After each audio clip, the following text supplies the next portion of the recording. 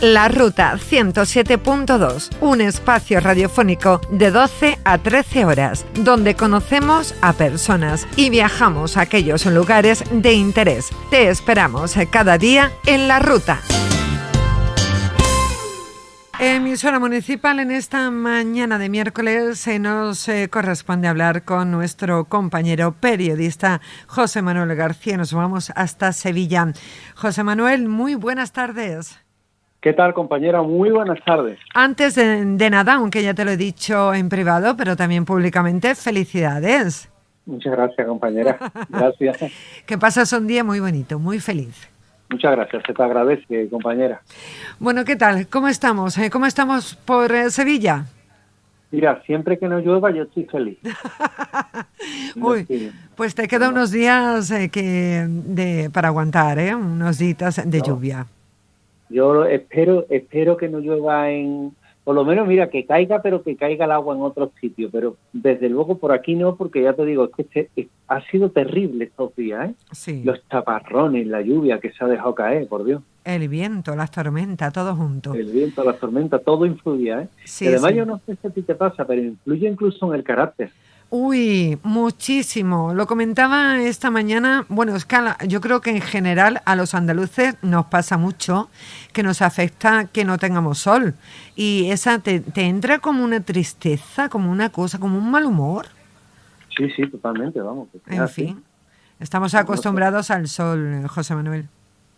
Yo creo que sí, yo creo que somos personas que estamos acostumbrados a otro tipo de clima, ¿verdad? Sí, es verdad. Cuando nos llega estas olas de borrascas encadenadas que parece que vienen, sí. Pues uno se queda también como diciendo, oye, ¿esto va a parar en algún momento o vamos a seguir con la lluvia? Vamos, más que nada por saberlo, ¿no?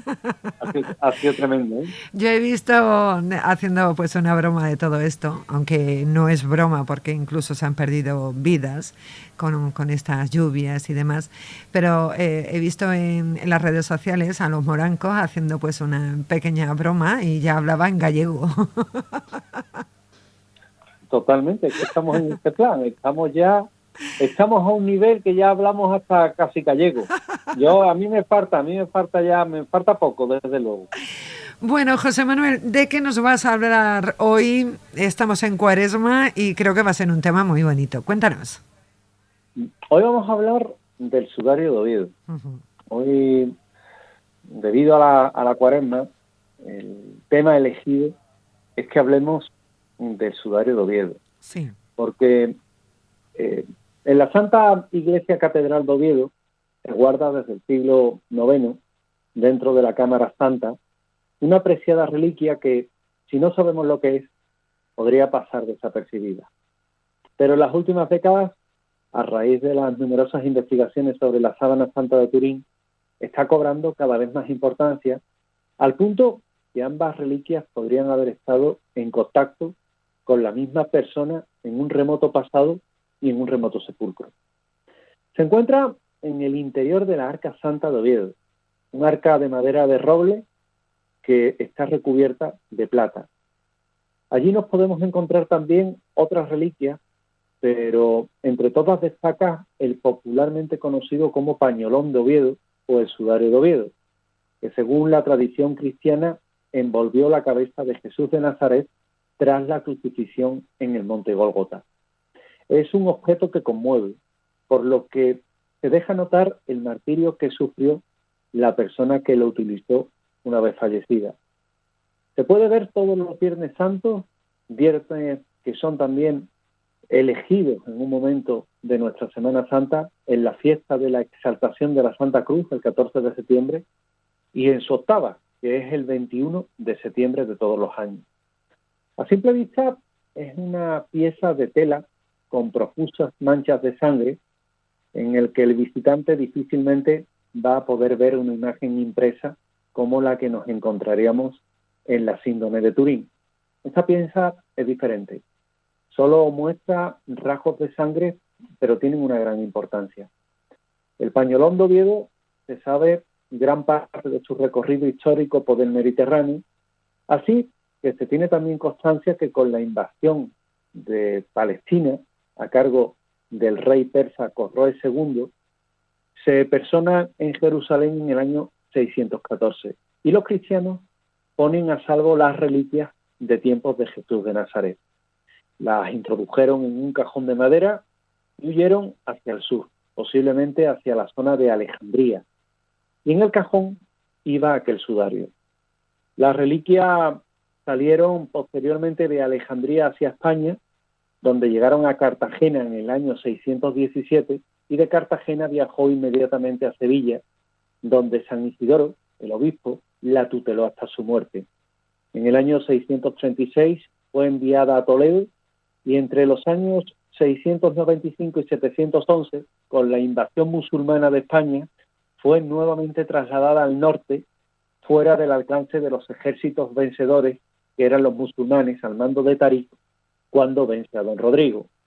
El arca con las reliquias encuentra una vía de escapa en la ruta de la Plata, Badía, Quirós y Morcín, llega a Asturias, donde es enterrada en el Monte Sacro. Sus custodios, pasados unos años, la llevaron a Oviedo en el siglo VIII, donde el rey Alfonso II el Casto manda construir la Cámara Santa, y en el año 1075 se tiene constancia de la reliquia, ya que figura en un inventario realizado coincidiendo con la presencia en la ciudad del rey Alfonso VI, que manda recubrir aquella arca con plata. La importancia de la reliquia ovetense comienza a ponerse de manifiesto desde el momento en el que se le atribuye haber estado en contacto con Jesús de Nazaret. De ahí que se hayan realizado en los últimos años muchas pruebas sobre la misma. La más controvertida vuelve a ser la del carbono 14, que al igual que la sábana santa, la prueba determinó que la edad del sudario era posterior al siglo I, que estaba ubicada entre el año 766 y el 911 de nuestra era, lo cual tampoco podría considerarse auténtica. Pero, por ejemplo, Nonos de Panápolis, allá por el año 400 de nuestra era, dijo que siguiendo detrás llegó Simón e inmediatamente entró. Vio los lienzos junto al suelo vacío y la tela que envolvía la cabeza con un nudo en la parte de atrás de la cabellera. No estaba con los lienzos funerarios, sino que estaba ampliamente enrollado en sí mismo, torcido en un lugar aparte, refiriéndose a lo que dicen el Nuevo Testamento sobre precisamente el sudario de Oviedo, que hay que saber que es una tela rectangular, pero irregular, de 85 centímetros y medio de largo por 52 centímetros con 6 de ancho. Tiene múltiples arrugas. Las evidentes marcas del paso del tiempo y las inclemencias de muchos años, siglos y, por qué no, milenios tras ellas, han dejado mella. Como muestra de estas palabras tenemos un desgarro de 5 centímetros y medio en la parte superior derecha, producida por el plegado y desplegado del objeto en épocas anteriores, y un agujero de 1 centímetro, un poco más de 1 centímetro, provocado por una vela que provocó una chamuscadora y de la que se ven sus contornos. La fluorescencia de la cera, cuando ha sido fotografiada con película especial, también se puede denotar en la tela. Y el pañolón también se puede observar pequeños agujeros provocados por chinchetas o clavos para agarrar la tela en un marco y proceder a su exposición, y también hacer que tuviera recortes que dan la irregularidad perimetral a la pieza. En un primer vistazo del sudario de Oviedo, lo que más llama la atención es la gran cantidad de manchas de diferentes tonos que contiene una parte importante y lo que es la zona central. Está llena de arrugas, con mucha suciedad, y las manchas de sangre tienen una correspondencia simétrica que se ajustan a la zona frontal de la nariz y de la boca que hubieran cubierto a un cadáver. En otras zonas, sobre todo exteriores, no se observan esas simétricas formas. El confeccionado en lino presenta una clara morfología longitudinal con fibras lisas, con nudos transversales, con nódulos a modo de caña, y los hilos de lino son de un proceso manual y manifiestamente irregulares, con un coeficiente de variación de 24,8 en urdimbre y 23,4 en trama. La textura es del tipo denominado como tafetán, que es la más conocida de esta época. A la vista presenta una clara terminología y una clara coloración tostada como producto del envejecimiento de la celulosa. La terminología nos habla también que esta tela de tafetán, este pañolón, era un sudario que se colocaba sobre la cara del cadáver a fin de enjuagar los fluidos vitales y también tapar el rostro en tan dramático momento. El pañolón también presenta unas extrañas marcas singulares que encontramos en su correspondencia con orificios de diámetros variables que pudieran ser marcas quizás de un casco de espinas, aunque también nos podremos encontrar que por su estructura o huella troncónica podría parecer que eran marcas precisamente de un arbusto espinoso, lo cual podríamos identificar con lo que era una corona de espinas. Tenemos la figura destacada de Monseñor Risi, que fue director del Centro Romano de Sindonología, quien hace también un análisis palinológico en función del que hizo Max Frey, conocido por las muestras de polen de la Sábana Santa, y el informe de Frey dio como resultado que la reliquia de Oviedo había transitado geográficamente por lugares diferentes a su homónimo turinés. El pañolón había tenido pólenes y tiene pólenes del norte de África y especies mediterráneas y peninsulares que podemos encontrar en España.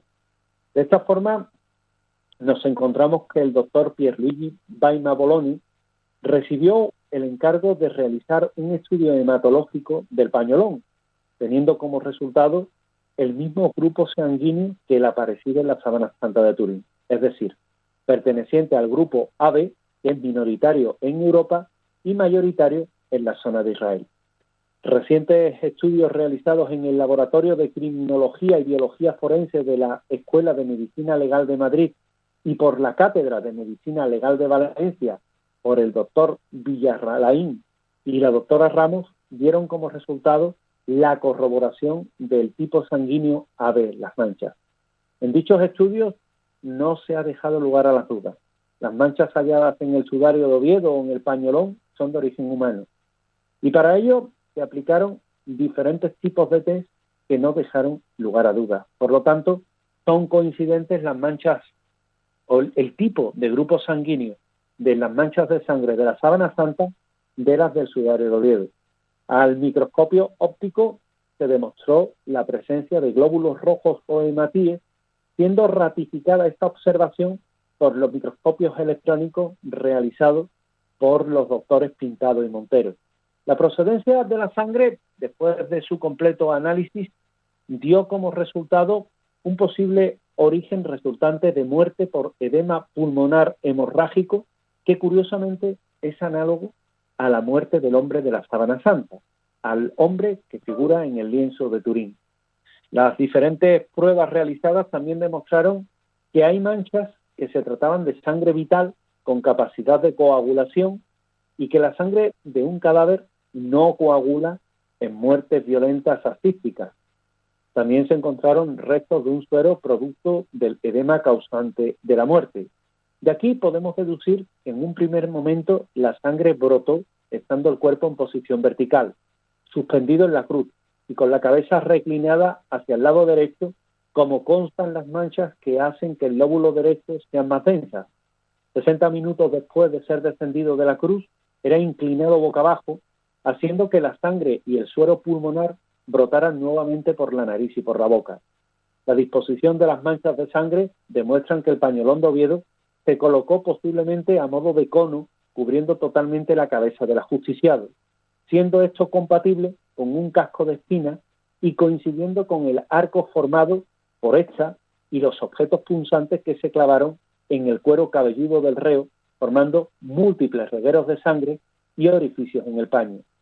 La persona portadora del paño, por los rajos de sangre y los rastros que tenemos, era adulto, con una larga cabellera y verbado. La boca, en el momento de aplicar el paño sobre su cabeza, estaba casi cerrada. La nariz aplastada y desviada hacia la derecha, producto de un golpe o por la presión y torsión del paño inicialmente. La zona occipital presenta manchas que se corresponden a heridas punzantes en cabeza, cuello y espalda que se encuentran manchados de sangre cuando fue envuelto posiblemente en el paño. Un dato que juega a favor del uso mortuorio del sudario de Oviedo es que la ley judía obliga a tapar la cabeza del ajusticiado cuando éste se hallaba deformado. Y evidentemente, según los estudios, la cara de Jesús de Nazaret se encontraba manifiestamente deformada al ser descendido de la cruz.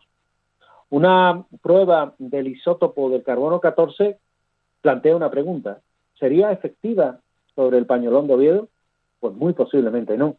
La contaminación con diferentes elementos hace que esta reliquia se cargue de carbono 14 reciente por añadiduras de nuevos elementos. ¿Y esos nuevos elementos cuáles serían? Partículas inorgánicas de arena, sílices o micrometeoritos, partículas orgánicas como carbón, hongos, esporas, insectos, pólenes, purpurina, dejado por un envase de pintura de plata en unas pequeñas marcas que son bastante perceptibles en el pañolón, pólvora, resultante de la denominada Revolución de Asturias del año 1934, cuando dinamitaron la Cámara Santa, carmín de pintura de labios, producto de un beso dado por Carmen Polo de Franco, coza blanca de origen orgánico que se concentra en lugares donde se da la concentración sanguínea, mirra y aloe, que es muestra evidente de aditivos utilizados en la preparación del cuerpo de un difunto, cera, cabellos humanos, posiblemente de devotos, como fibras de nylon, y de esta forma la datación del carbono 14 pues probablemente sería errónea. Y por otra parte, no se han hallado en él síntomas de manipulación o de fraude. Las arrugas y los pliegues se deben a las distintas posiciones en las que en otro tiempo se han hallado estas reliquias, conservando el lino estas marcas y que hoy día son bastante evidentes. Hay una relación entre lo que es el sudario de Oviedo y el lienzo de Turín. Y este paño se manifiesta porque de alguna manera vienen a dar coincidencias de ambas piezas de tela. Las piezas, en este caso, de tela, contuvieron a un hombre de cabello largo, en ambos casos barbado y con el cabello recogido en la nuca. Ambos eran adultos de unos 30 o 40 años de constitución fuerte. Ambos comparten el mismo grupo sanguíneo, AB, que es el típico en la etnia judía de la zona de Israel. Ambos fueron maltratados antes de morir con latigazos, con torturas físicas, con tirones de barba y con un casco de espinas. Ambos murieron en posición vertical, crucificados y apoyándose en los pies. Ambos fallecieron por colapso ortoestático y, consecuentemente, un edema pulmonar que es en grado agudo. Ambos son telas fácilmente elaboradas en la zona hebrea. Las manchas de sangre contenidas en una y otro lienzo son coincidentes, por tanto, ambas telas son complementarias. Las gotas de sangre bajo la mancha en forma de 3 invertido en la frente tienen la misma impresión en ambas reliquias. Los evangelios, sobre todo el de Juan, nos hablan de estos lienzos. Ambos contienen pólenes de la zona y ambos tienen rastros de mirra y aloe para preservar de la corrupción. Lo más importante es que superponiendo la sábana santa de Turín con el sudario de Oviedo sobre la zona que cubría, descubrimos que sus proporciones son coincidentes y concurrentes a una emanación sanguínea tras un fuerte edema pulmonar. Correspondencia manifiesta con los regueros de sangre provocados por el casco de espinas y por las proporciones craneales. Juan, el Evangelio de Juan, en el 11:44, dice: y salió el difunto atado de pies y manos con vendas, y su rostro estaba envuelto en un sudario. Y en base a ello se procede a hacer un estudio en cuanto a las proporciones anatómicas que también indican analogías entre estas dos reliquias. Debemos saber que guardan una estrecha relación, pues ambas reliquias comparten proporciones idénticas en arcos superciliares, superficie y forma de la nariz, abultamiento de la zona derecha de la nariz, fosas nasales presionadas, pómulo derecho hinchado y sanguinoliento, posición y tamaño de la boca y mentón y forma desigual de la barba. Sería difícil que el investigador pudiera afirmar con total rotundidad que la sábana santa y el sudario de Oviedo estuvieron en contacto directo con el cuerpo de Jesús de Nazaret. Pero poco a poco, los paralelismos y las demostraciones científicas han demostrado que ambas reliquias estuvieron en una época contemporánea a la de Jesús de Nazaret, en los mismos lugares, y contuvieron el cuerpo sin vida de un ser que sufrió la misma muerte que el nazareno. La controversia creada por la polémica datación del carbono 14 a la síndrome turinesa no ha sido y no ha ayudado demasiado a aclarar este misterio. Pero hoy sabemos que aquella datación no fue lo suficientemente clara porque había corrupción en el tejido, en todos los aspectos, en corrupción en cuanto a polución, y eso invalida cualquier prueba de carbono 14 que se le quisiera hacer. También es destacado el trabajo de Giulio Ricci, que fuera presidente del Centro Romano de Sindonología y miembro de la Curia Vaticana, el trabajo de Mark Gucci en el año 1999, que realizó un completo estudio donde se puso de manifiesto la relación directa entre el sudario de Oviedo y la sábana santa. En un estudio multidisciplinar que abarcaba desde el aspecto histórico hasta la patología forense y que Mark Gucci dio como resultado pues los paralelismos que hay precisamente entre ambos lienzos. Del estudio destacó y sorprendió el descubrir que la composición sanguínea era del tipo AB, coincidente en la sábana santa. También que hay patrones de mancha de forma inequívoca que cubrieron la misma cabeza de dos hombres idénticos en cuanto a proporciones. Igualmente, el trabajo palinológico del profesor de la Universidad Hebrea de Tel Aviv, Avinoam Danin, halló granos de pole del pañolón que también están presentes en la sábana santa. Y aquí es donde planteamos una pregunta. ¿Esto es casualidad? Con todo ello, no falta quien argumenta que las pruebas son inconsistentes y que ambas reliquias no dejan de ser recreaciones o obras artísticas del medievo para evangelizar comarcas y hacer negocios. También se apoyan en la urdimbre del sudario de Turín, que está tejido con un patrón de espiga de pez, y la tela de Oviedo tiene una urdimbre en tafetán. No obstante, los tejidos eran variopintos en aquella época y los tejidos utilizados no tienen que ser de las mismas características ni tener la misma urdimbre, pues su misión era diferente. El sudario de Oviedo se expone públicamente a los fieles, como indicaba anteriormente, 3 días al año. En la solemnidad del Viernes Santo, el 14 de septiembre y el 21 de septiembre, San Mateo Apóstol. Normalmente permanece guardado en su relicario, en la Cámara Santa, donde también se puede visitar teniendo un permiso para ello. Ambas reliquias parecen ser complementarias, parecen haber estado en contacto con la misma persona, una persona que sufrió el mismo martirio que Jesús de Nazaret hace ya casi 2000 años en Israel y que a día de hoy hacen que sea una de las piezas más investigadas y más estudiadas y que, según la tradición cristiana, es uno de los objetos más susceptibles de ser sujetos a culto y que se encuentra en la Santa Iglesia Catedral de Oviedo desde el siglo IX.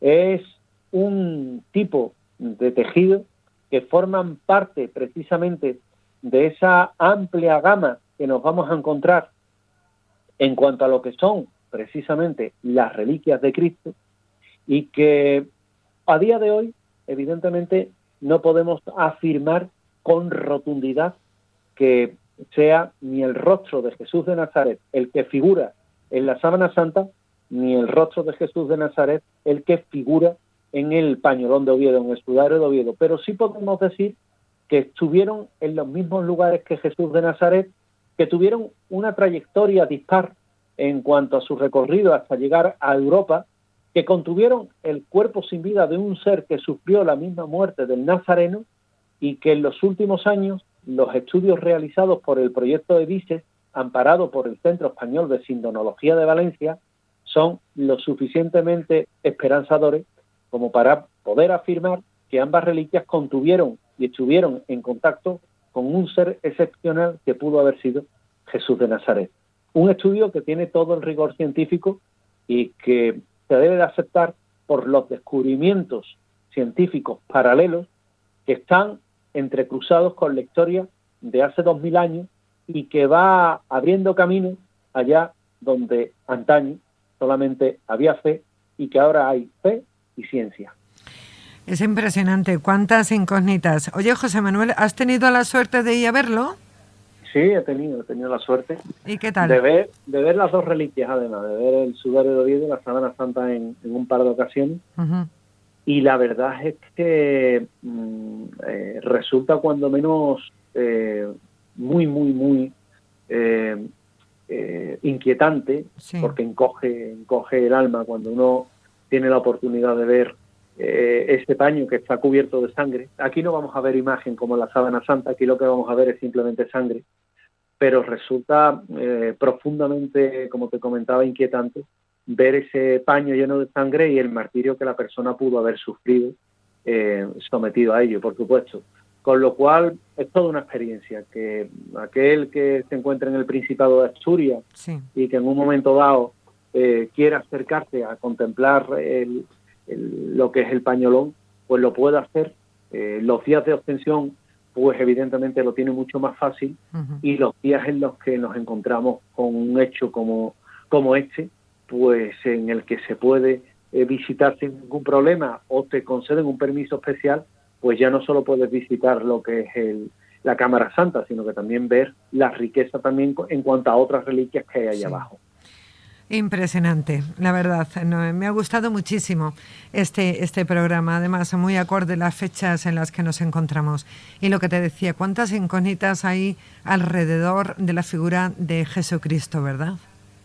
Totalmente, porque además es que es así, es un gran enigma, ¿no? Sí. Todavía hay quien trata de demostrar la realidad de Jesús de Nazaret o no, uh-huh, y bueno, yo creo que demostrar la realidad de Jesús de Nazaret no está dependiente precisamente de una reliquia, de un lienzo, sino que es lo que cada uno crea, es lo que cada uno lleve dentro, sí, y que evidentemente yo no puedo influir en el sistema de creencias de ninguna persona ni en su religiosidad, tampoco es mi propósito. Uh-huh. Simplemente mostrar que hay ocasiones en las que nos encontramos con reliquias de estas características que son tan llamativas y que te vienen a aportar un nuevo campo de pensamiento, un nuevo campo y una nueva visión en cuanto a todo lo que es precisamente pues aquellos lienzos, aquellos objetos que estuvieron o pudieron haber estado en contacto, uh-huh, con Jesús de Nazaret.